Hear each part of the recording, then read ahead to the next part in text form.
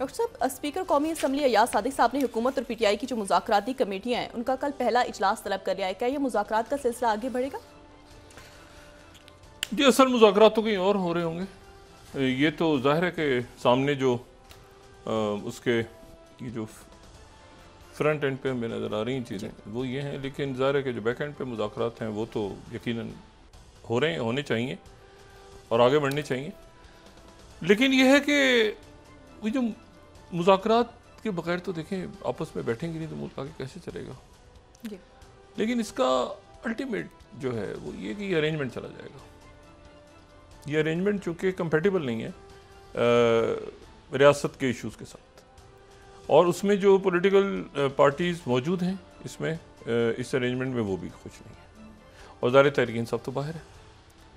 और ये नहीं समझ में आता कि फ़ैसला कौन करेगा कौन नहीं करेगा, कौन सा वज़ीर के पास क्या है, और आगे जो हालात हैं मुल्क के वो तो मुतामिल हो ही नहीं सकते कि इंतशार फैले, और जो बुनियादी इश्यूज़ हैं मईशत या सिक्योरिटी या सोशल अनरेस्ट जो कि बढ़ता जा रहा है, जिसका मतलब मुजाहरा जब तक कोई बच्चे कश्ती में जाके ना डूबें समंदर में तो उस वक्त तक पता नहीं चलता, आने दी बातें ही नहीं आती सामने, सब दूध शहद की नहरें बह रही हैं। तो इस तरह तो नहीं मुल्क चलते ना। तो बात यह है कि ये अब सब बैठे हैं सारे, और बहुत अच्छा है कि इसका कोई नतीजा ऐसा निकले, लेकिन वो अरेंजमेंट इसमें जो है ना, ख्वाजा आसिफ साहब क्या कह रहे हैं या बाकी लोग उसको छोड़ दें, फैसला तो नवाज शरीफ साहब ने करना है, और नवाज शरीफ साहब जो हैं वो भी चाहते हैं, और बाकी जो ज़ाहिर है कि जरदारी साहब का भी उनकी तरफ से भी कोई इंडिकेटर ऐसे हैं कि वो पीपल्स पार्टी भी उसने भी मौखर किया ना अपना ये जो सेंट्रल एग्जीक्यूटिव कमेटी का एक इजलास 27 दिसंबर को, चूँकि बेनज़ीर भुट्टो साहबा की बरसी आ रही है, तो उस मौके पे इजलास उस इजलास में उन्होंने हुकूमत के बारे में कुछ सख्त फैसला करना था, वो हुकूमत की तरफ से यकीन दहानी हुई है, वो भी पोस्टपोन हो गया है। ये सिविल नाफरमानी वाला जो था वो भी शायद पोस्टपोन हो रहा है या हो गया है। साथ ही जो 190 मिलियन पाउंड का फैसला आना था वो भी डिले हो गया है। तो इसका मतलब है कि मामलात किसी गुफ्तगू हो रही है ना, तो ये सारे मामलात होके फिर कल जब बैठेंगे तो यकीनन कोई ना कोई रास्ता निकलेगा। लेकिन उस मैंने आपसे बात की ना कि ये इश्यूज बिल्कुल मुख्तलिफ हैं मुल्क के, ये सिस्टम उसमें आपकी अकाउंटेबिलिटी भी है। आप कानून का खजाना ले आए दुनिया से उठा के, दुनिया जहां से ले आए आप, जब तक आपकी क्रॉस द बोर्ड अकाउंटेबिलिटी से मुराद पॉलिटिकल विच हंटिंग हरगिज नहीं है। वो जो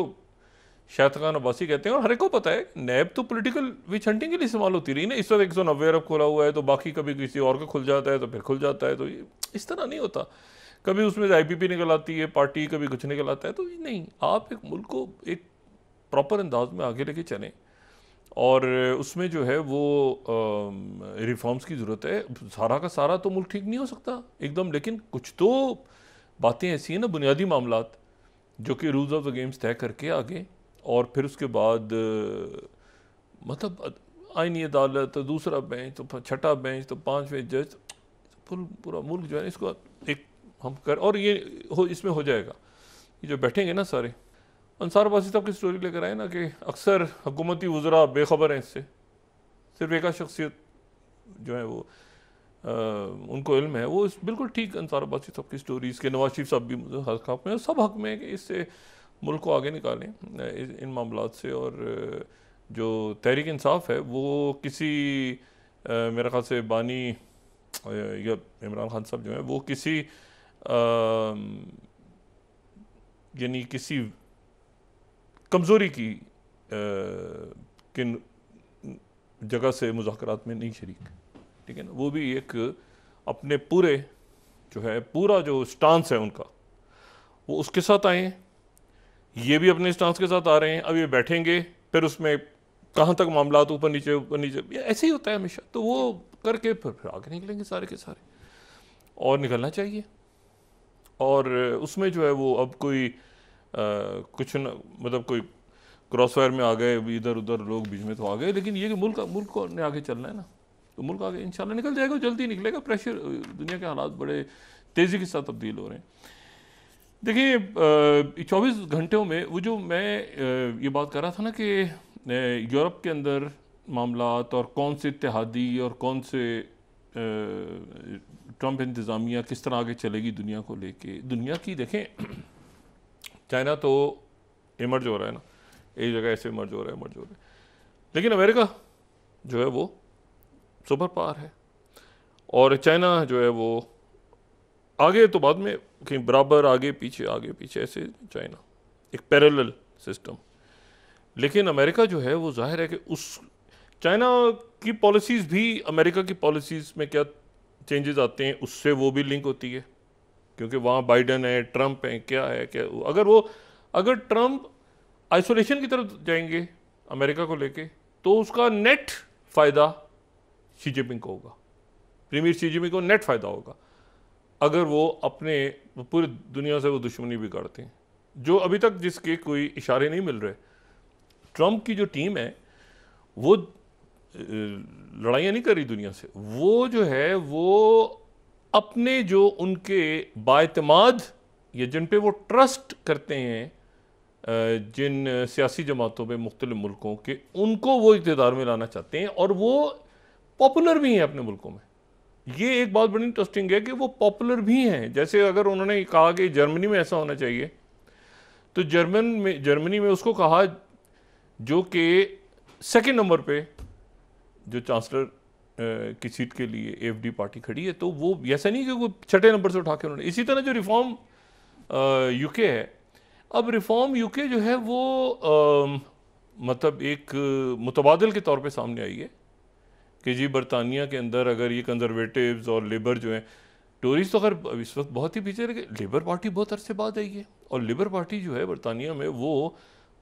उसके लिए एक मुश्किल मरहला है कि वो किस तरह से अब ट्रंप साहब को निपटे या उनसे मामला तय करे। एक बहुत गलत फैसला,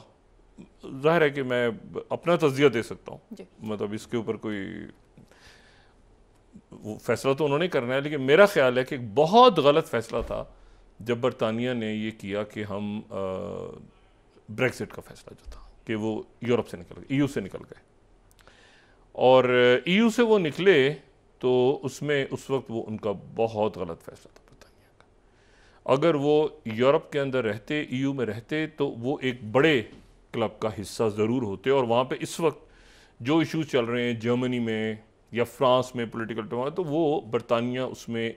एक बड़ी उनकी से होती। लेकिन अब जो ईयू में भी नहीं है,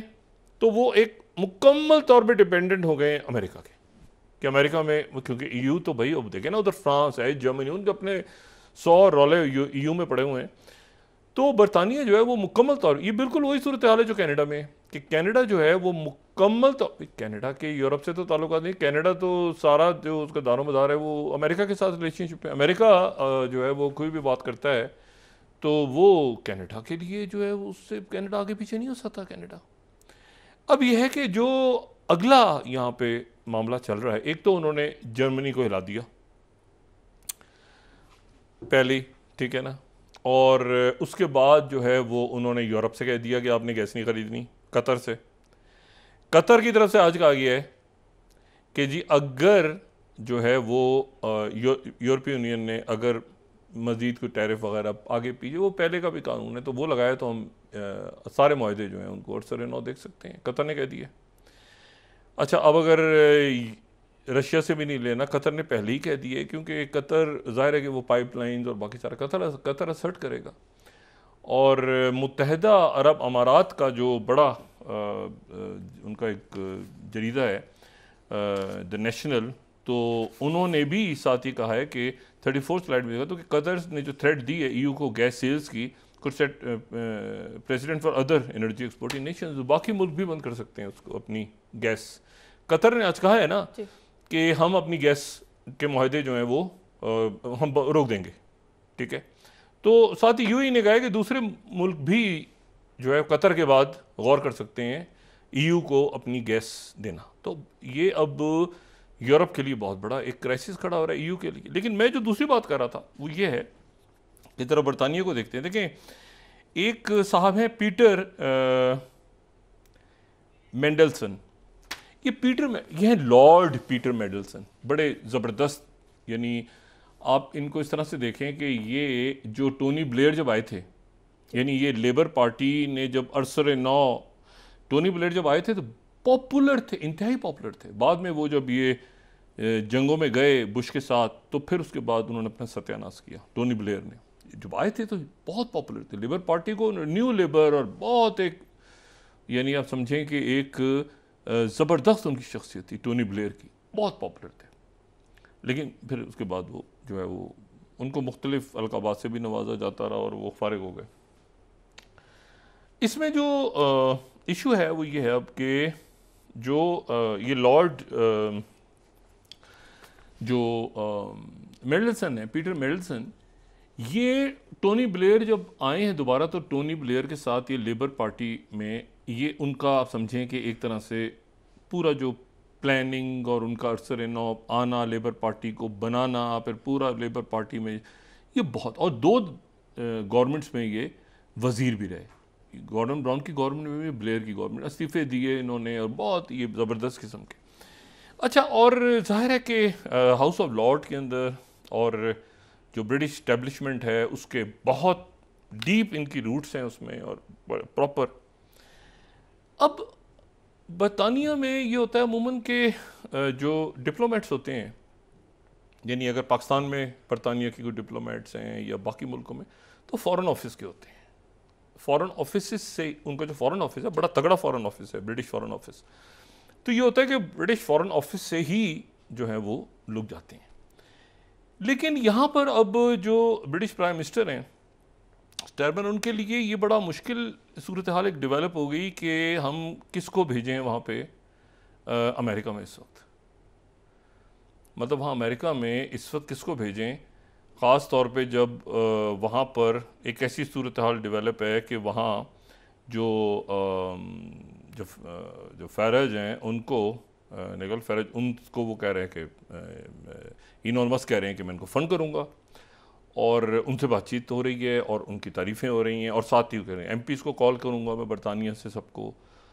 तो किसको को किया जाए, तो उन्होंने फिर एक सियासी तकर्री की। लॉर्ड पीटर मेडल्सन को उन्होंने अपॉइंट किया बरतानिया की तरफ से अमेरिका में अपना एम्बेसडर। अच्छा, और ये एक बड़ी एक इम्पॉर्टेंट पोस्ट, और अच्छा लेकिन थोड़ा सा उसमें मैं आपको सर ये बता दूं कि इसमें जो इशू है ना वो ये है कि ये जो लॉर्ड पीटर मेडल्सन है, इनके कुछ मामलात ऐसे हैं जिसके ऊपर ये बहुत ज़्यादा जो ट्रंप टीम है उसके साथ इनके ख्यालात मिलते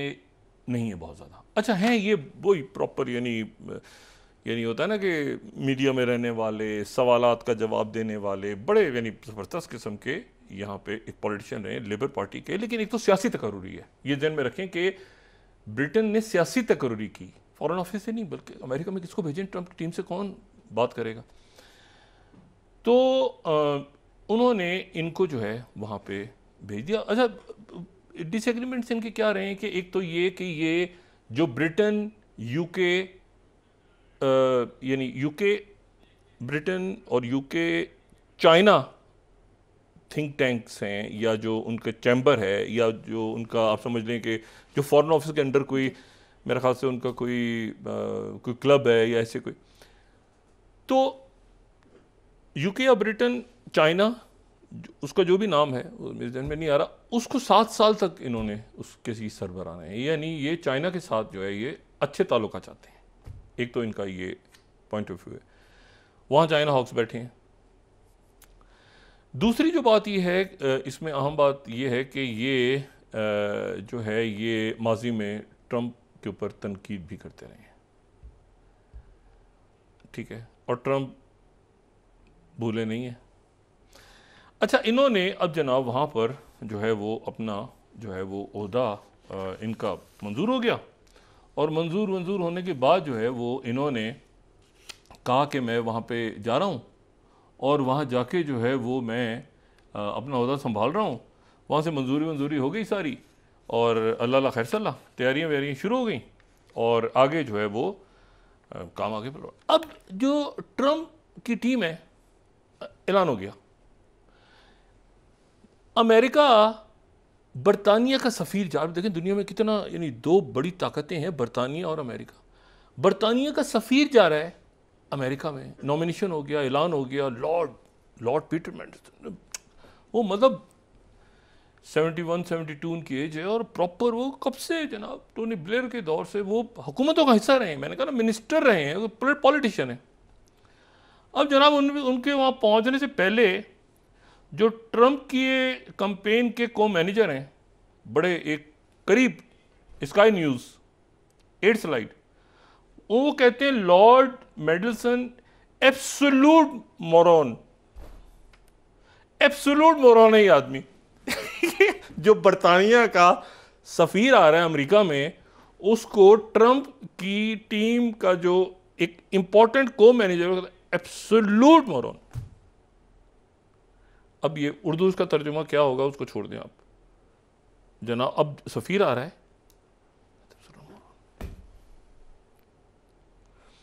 अच्छा यहां से कोई जवाब ही नहीं आया।